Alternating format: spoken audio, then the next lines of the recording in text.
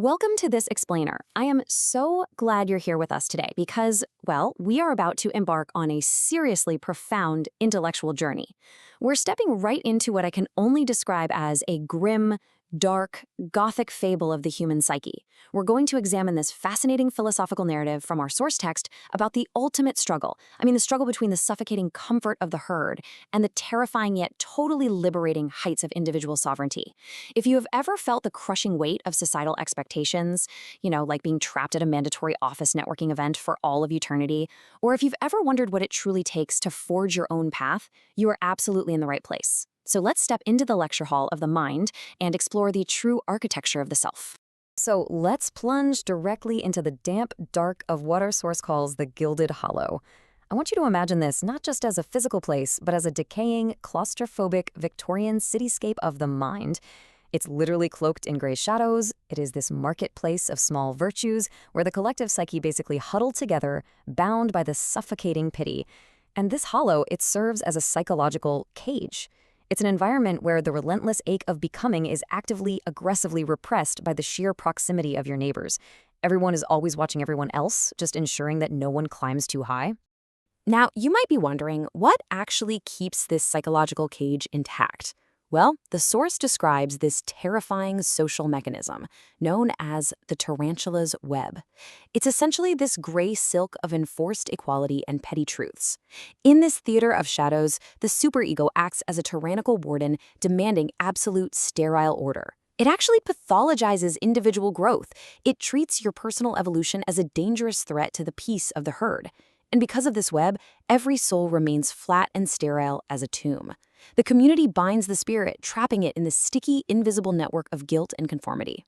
And honestly, to stay in this valley means surrendering your inner development entirely. You end up listening to the preacher of nothingness. Now, this preacher isn't necessarily one actual person, right? It's the voice of a shared defensive stasis. It's a societal mechanism designed specifically to insulate the fearful from the shock of their own internal development. To remain in the Gilded Hollow is to speak only to the echoes of yesterday and to embrace a life completely without distinction. You're basically giving up who you could be just to echo the nothingness of the crowd. But here's the thing. There is an alternative. Enter Das Wanderer. The Wanderer is the creative architect of the self. This figure realizes a really harsh but vital truth. The first lesson of the Great Help is that the spirit must be lost to the marketplace before it can truly find its own star. The Wanderer recognizes that true transcendence requires a clinical, surgical detachment from the suffocating pity of the herd. And so, with absolute deliberate intent, the Wanderer turns their back on the city gates of the Gilded Hollow, stepping right out into the unknown. Because out there, the soul must stretch to the absolute breaking point. The Wanderer enters the sacred solitude of the wilderness. And I really want to emphasize this. This isolation is absolutely not a punishment. Far from it. It is a necessary, freezing crucible where the ego learns sovereign autonomy. Think of it in steps. First, you enter the deep quiet of the desert. Second, you strip off that heavy traveling coat of old rules and dead religions. And third, you expose your raw core to the frost. The psyche just refuses to be a museum exhibit preserved from air and sunlight anymore. It demands to be tested by the elements. So, as the air grows thin in that sovereign solitude of the mountains, something incredibly profound happens. The Wanderer finally confronts his own trailing shadow. Back in the Gilded Hollow, under the constant gaze of the high judge and the superego, this darkness was entirely repressed. But here in the thin, icy air, the free spirit turns and actually accepts the shadow as absolute proof of his own reality. The wilderness literally forces the individual to stop hiding. This sacred isolation basically forces the individual to confront the obsidian serpent of the eternal return. That's the infinite loop of past sorrows. But here is the genius part. Instead of being crushed by this repressed burden, the Wanderer literally squeezes the serpent of trauma until it completely ceases to constrict, proclaiming a triumphant once more to the stars. This right here is the ultimate act of Emor Fati. It's not just accepting your fate, but fiercely, passionately loving it. The venom of envy transforms into the alchemy of becoming. You no longer hate the darkness. No, you use it to prove the blazing noon of truth. Your trauma becomes the very fuel for a new god. But of course, the echoes of the valley try to pull you back, right? Just imagine this fierce debate howling over the mountain winds. You have the preacher of nothingness whispering from below, begging you to come back to the safety of the web. They want you to accept their sterile mercy and fear the ice and the biting wind. But the Wanderer? No way. The Wanderer violently rejects this trap, roaring back from the peak saying, "Your safety is just the decay of the creative impulse. I choose the glorious inequality of the mountain path. I prefer the scars of my own struggle over the branding iron of your retribution." The Wanderer understands that true justice isn't about punishing the herd at all. It's about the relentless struggle to surpass your own limitations.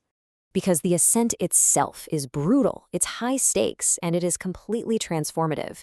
It starts in the absolute desert of silence, where all that noise from the hollow just dies away. Then it's the stripping away of societal expectations, layer by freezing layer. And it accelerates. Only when the marketplace is entirely left behind can the hammer of self-overcoming begin to swing, literally shattering ancient symbols of a hollow order into dust. And finally, you reach the summit. The silence of the peaks becomes the fortress, where the ego sublimates all that primal resentment into the roaring fire of self-transformation. And then, at the summit, this terrifying but incredibly beautiful realization dawns. There is no final destination. There is literally no fixed star at the end of the map. The old sun of the superego, it's set forever. The oppressive light of the High Judge is entirely gone, leaving the seas wide open for a dawn that the seeker must invent entirely by themselves. The nothingness that the herd down below feared so much is actually revealed to be the vast, uncharted horizon of true freedom. Having traversed those swamps of nihilism, the joyful creator finally attains the great health. They look into the void mirror that strips away all the old facades, and they fill that cavity with a brand new vision of reconstruction. I mean, the Wanderer wears shoes crafted from their own discarded certainties. They push off into the pitch-black waves with a playful intellectual conscience, totally leaving the valley's machine of retribution behind in the silt.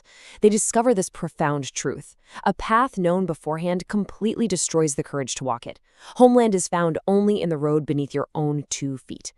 Which brings us to the ultimate lesson of this mountain path. The absolute greatest freedom is having the courage to wander forever through the wilderness of the self. So I'm going to leave you with this question to think about. What comfortable certainties of your own gilded hollow must you discard to walk the pitch-black waves of your true self? The isolated spirit is calling you right now to fly beyond the suffocating safety of the dust. Will you answer? Thank you so much for exploring this profound text with me today. Keep wandering, keep overcoming, and I will see you next time.